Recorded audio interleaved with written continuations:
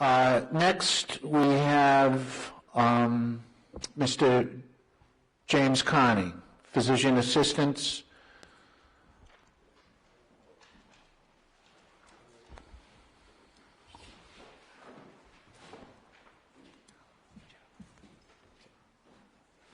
Welcome. Please proceed, Mr. Carney.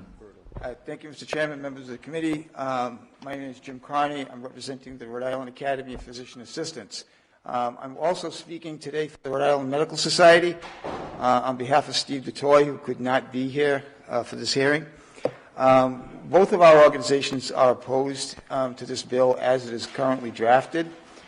This is the fourth, maybe fifth time that this bill has come forward.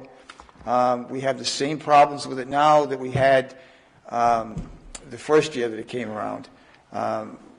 We find that there are some technical flaws in the bill. We don't think that it offers enough patient protection or consumer protection standards, things that people need to know.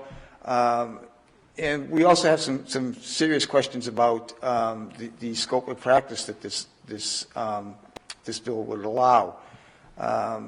We think these are issues that probably can be resolved, but we just need to work on this more. I have submitted detailed written testimony about our concerns with the bill. But like I say, I think this really needs to be worked on more.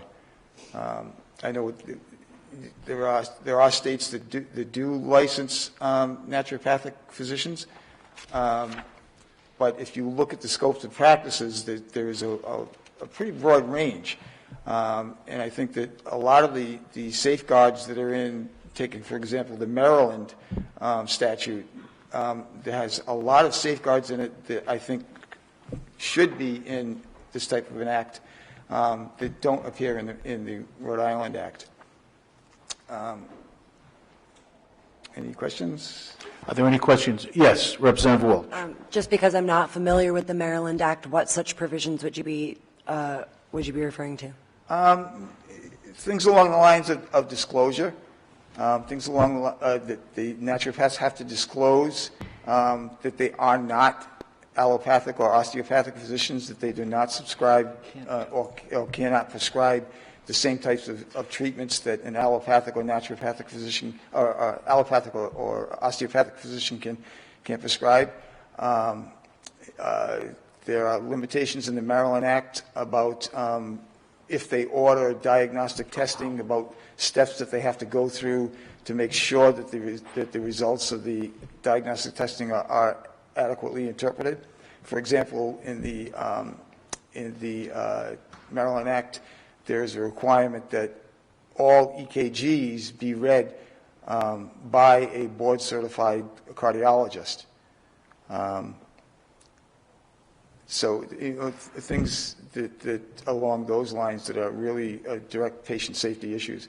I'd be happy to supply you with a copy of the Maryland statute if you'd like. Sure, and just to follow up, so that, sorry, now I'm having microphone trouble today. So the follow-up being that there are versions of this bill in other states that you do support? There are things in other state laws that we think should be included in this law, yes. But you can't guarantee that if they were included that you would be behind it? I think we'd have to look at it, how many of them are included and how it would be specifically worded. Okay. Any further questions? Representative Valencia.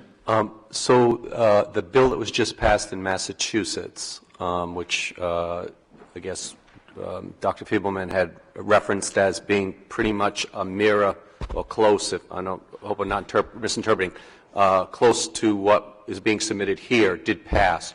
Did you give any voice to that bill? Yes, no, good, bad? I think there are some things in the Massachusetts Act that would be helpful to have in an act in this state, yes. And if it had those Massachusetts things, would you support it?